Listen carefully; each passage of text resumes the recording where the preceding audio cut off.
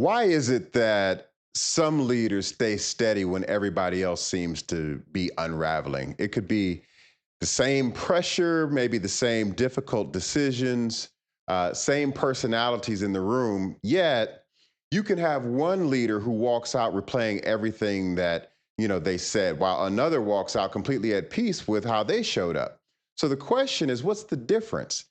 Most leadership advice is going to tell you that it's confidence or experience or communication skills, maybe even something that is commonly known as executive presence. And I don't think that that's the real answer because I've seen highly experienced leaders second guess themselves. I've seen brilliant communicators, they avoid conversation that they knew that they needed to have. And I've seen executives who had impressive titles walk into a room and immediately start looking for permission to lead. So, what if we've been trying to solve the wrong problem? What if the reason changing your leadership behavior feels so difficult? What if it's because behavior isn't where change begins? So here's what I believe. And if you've been following me, you know that I have said this several times, and it is going to be the theme of just about everything I do going forward because it's so important to bring this to society and to the world, which is that behavior is downstream of identity. So, if that's true, then one of the biggest mistakes that we make in leadership development is trying to change what leaders do without changing who they believe that they are. So, let me tell you what I mean by that. Imagine that there's this difficult conversation that you need to have. You kind of know the one that I'm talking about. Someone on your team isn't performing. Maybe it's been going on for months, and you've coached them, you've given feedback, you've tried encouraging them. You've even tried giving them space, like maybe it'll just work itself out. Maybe there's something personal going on. But nevertheless, nothing's changing. And it's time for a different conversation. So you prepare, you write down exactly what you want to say, and you think of all these different examples and you anticipate what their response is going to be. And you even rehearse the opening sentence. You're ready until you walk into that room. And at that time, it's like something changes. You begin to soften the message, you start explaining too much, you leave yourself little escape routes. And so instead of saying, this needs to change, you say something along the lines of, I was just wondering if maybe we could think about, that kind of thing. And you know that sentence that I'm talking about. And suddenly the conversation that you prepared isn't the conversation that you're having. Why does this take place? You knew what to say. The skill was not missing. So what happened? I'm going to tell you what happened. Somewhere underneath your preparation was another conversation, such as, what if they get upset? What if they think I'm being unfair? What if they don't like me anymore? What if they leave? And here's the important part. That conversation won because your behavior wasn't following your preparation. Your behavior was following your identity. This is why I say that behavior is downstream of identity. This is something that I've just come to believe very deeply, that every behavior makes sense when you understand the identity that's producing it. So let's think about that. We look at behaviors that we don't like and we say, why do I keep doing this? But instead of judging the behavior, we get curious about it because the behavior is telling us something. Why does a leader micromanage? Maybe it's not because they're controlling. Maybe somewhere inside they decided my value comes from being the person who knows. Now, micromanaging, it makes sense. So why does another leader hesitate before making decisions? Maybe it's because they're decisive, or maybe it's not because of that. Maybe somewhere inside they've decided a good leader doesn't get it wrong. Now the hesitation makes sense. Why does someone avoid difficult conversations? Maybe they're conflict avoidant, or maybe they're not. Maybe it's their identity that's saying, if someone is disappointed in me, then I fail. Now that avoidance makes sense. And that's an important distinction because if we diagnose the wrong problem, then we prescribe the wrong solution. If I think the problem is communication, I'll teach you communication. If I think the problem is delegation, I'll teach you delegation. If I think the problem is confidence, I'll teach you confidence techniques. But if all those behaviors are downstream of identity, then we're just working on the branches instead of the root. And that's where identity enters the conversation here. So, what I found is that our promotion sometimes into the executive suite, the VP, the director, many times that's what begins to expose the gap. And so this becomes especially important when somebody gets promoted because there's something that nobody really prepares us for. You know, your promotion can happen in a day, but your identity doesn't change with it. One day you're a senior manager, Monday morning, you're a director. One day you're a director, then someone says, congratulations, you're our new vice president. Everybody starts celebrating. Your LinkedIn account starts lighting up. Your family is proud. Your friends start congratulating you. You've worked for years to get here. Monday morning comes, and there's no magical executive identity download. You walk into the building, you're still you, except now more people are watching. More people depend on you. The consequences of your decisions are larger, and you're sitting in different meetings. You're expected to challenge ideas. You're expected to make decisions without all the information. You're expected to lead leaders. Suddenly, the things that helped you become successful at the previous level don't work the same way anymore. That's where something can happen that I call the identity lag. The identity lag, it's this gap between the responsibility that you've accepted and the identity that you're still leading from.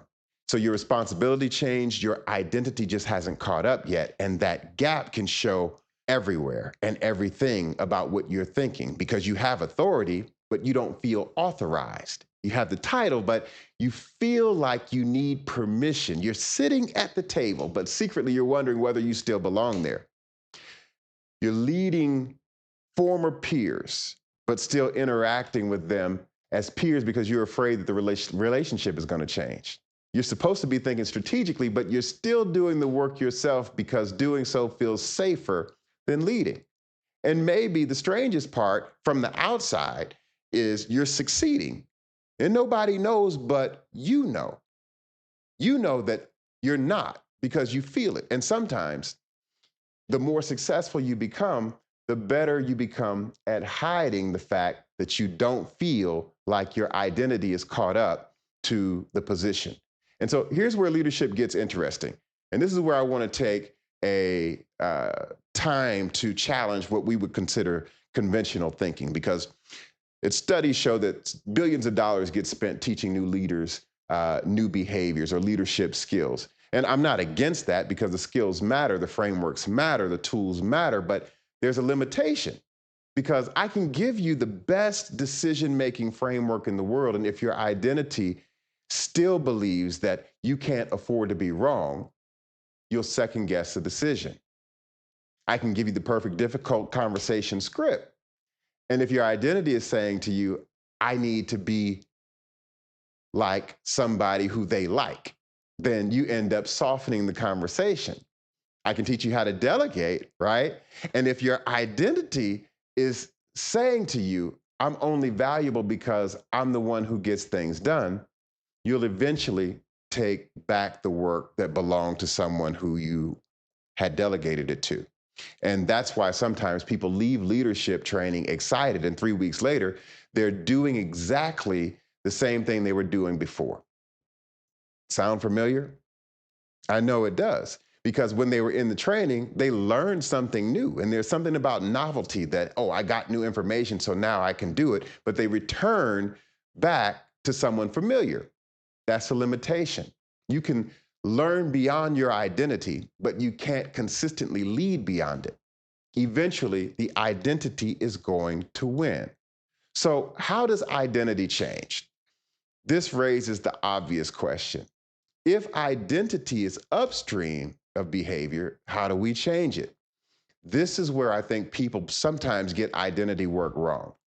You don't change identity simply by standing in front of a mirror and saying, I'm confident, I'm powerful, I'm an executive. Your brain is still sitting there going, listen, we both know that that's not true, right? Have you been there? So identity, it needs something stronger. It needs evidence. And you build identity by accumulating evidence of who you're becoming. So let me explain what that means. Suppose that you spent years second guessing decisions, and then one day you make the decision. And you don't do so recklessly. You gather the information, you seek counsel from trusted, wise, sage colleagues, you think it through. And then you decide, but the people in the room, they push back. And instead of just immediately abandoning your position, you stay anchored. See, that's evidence.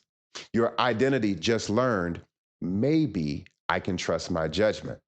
Then it happens again, and it happens again, and it happens again. And eventually something clicks. The neural network in your brain rewires. You stop trying to convince yourself that you're decisive, and you just start becoming decisive. There's evidence. That's identity transformation. And this idea became the foundation of everything that I've built inside of my program called Built for This, which is an executive identity system. Because the goal isn't better behavior or behavior transformation, okay? When you first look at this Built for This system, you might see leadership tools, but that's not what I see.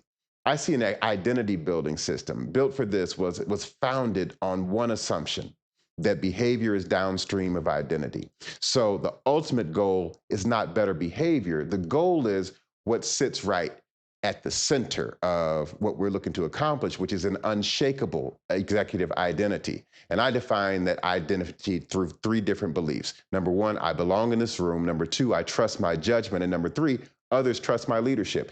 That's the destination we all have to get to. Everything else in the system exists to build evidence for those beliefs. And we do that through three missions. Mission number one is just to own the decision. The first mission, that's it. Why do we want to own the decision? Because decisions create identity. And every time you avoid a decision, you're teaching yourself something. Every time you endlessly revisit a decision, you're teaching yourself something. Every time you look around the room waiting for somebody else to validate what you already know, you're teaching yourself something. But the opposite is also true. Every time you make a thoughtful decision, stand behind it, and take responsibility for the outcome, you're creating evidence. Evidence that's saying, I trust my judgment. That's why the first milestone in the system is cleaner decisions, but cleaner decisions aren't the destination, they're evidence. You're becoming someone. You're becoming who we need you to be, somebody with an unshakable executive identity. Mission two is to win the conversation. In mission two, winning doesn't mean dominating. It doesn't mean being right. It means becoming the leader who can enter conversations that leadership requires. Do you understand what I'm saying by that? Because there's certain conversations that people have, and there's the water cooler talk and that kind of thing. But when a leader comes in, there's an expectation that they're going to bring quote unquote wisdom or resolution to a situation. There's this strange thing about executive leadership that the higher you go up, the more your job becomes conversations, and conversations about performance, conversations about expectations, strategy, accountability, conversations about change, obviously conversations about conflict, right? But sometimes it's about disappointment. And you can't hide those conversations and fully occupy an executive identity. So every time you walk into one and tell the truth with courage, and if you can do that with care for the other person, then you create another piece of evidence, which is that I belong in this room. Not because everybody agreed with me, not because everybody liked what I had to say, but because I showed up as the leader that the moment required. That is evidence. That's identity. The third mission is to unite the team. And this one matters because identity eventually moves beyond you. At some point, your leadership has to become trustworthy to other people. If we think about that for a moment, you can call yourself a leader all day, all you want. Eventually, leadership has to exist in the experience of the people that you're leading. Do they trust you? Do they know where you stand on important matters? Can they bring you bad news? Can they disagree with you? Do they understand the mission? Do they know what the standards are? Do they believe that you'll hold those standards when the pressure comes? Can they operate without constantly needing you? See, that's where the third belief gets built, that other people trust my leadership. And again, notice what we're doing. We're collecting evidence, decision after decision, conversation after conversation, leadership moment after leadership moment until something happens. You stop trying to become confident. And eventually, guess what? You understand that confidence becomes a consequence. Think about that. You don't become confident and then start making courageous decisions. Sometimes you make courageous decisions until your identity no longer questions whether you can. You don't wait until you feel like you belong and then start speaking in executive meetings. You speak, you contribute, you challenge, you show up, you listen, you learn, right? And then you add value until your identity has enough evidence to say, I belong here. You don't wait until you feel like a leader before you lead. You lead until leadership becomes part of who you are. That change, it changes the entire conversation. And so when we say a term like unshakable executive identity, now I want to be careful, with this word because I call that definition unshakable, but unshakable doesn't mean unemotional, right? It doesn't mean arrogant. It doesn't mean that you never question yourself. And it certainly doesn't mean that you're always right. I don't want leaders like that if they're leading me. And I'm sure the people you lead don't want that either. So, unshakable, what it actually means is that your identity isn't renegotiated every time something goes wrong.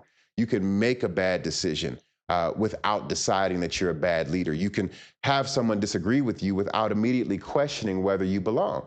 You can receive criticism and not collapse. You can say, watch this, I was wrong, without interpreting that as I don't deserve to be here. You can start saying things like, I don't know.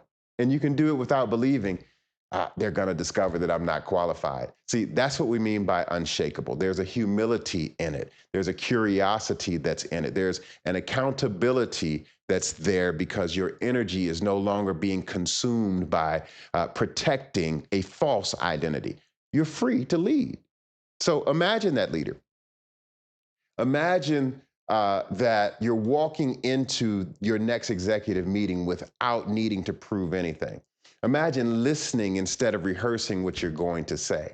Imagine disagreeing without becoming defensive. Imagine someone challenging your decision, and instead of immediately questioning yourself, you become curious. What do they see that I don't? Right? Imagine having the difficult conversation that you've been postponing, and you do so in a way that is clear, that's direct, that's human, right? Imagine delegating something that's important and resisting the urge to grab it back the moment it's done differently than you thought that it should have been done. Imagine going home and not replaying every sentence from a meeting, not because everything went perfectly, but because you know that you showed up as a leader that you intended to be. See, that's the destination that we're looking to get to. So the question changes when we think about how do I become a better leader? Maybe that might be too broad, and maybe the question isn't what leadership skill am I missing? Maybe a better question is what identity is producing the leadership that I'm experiencing right now? And then who does my next level require me to become? See, those are different questions because now we're upstream, right? We're dealing with identity. Remember, behavior is downstream of identity.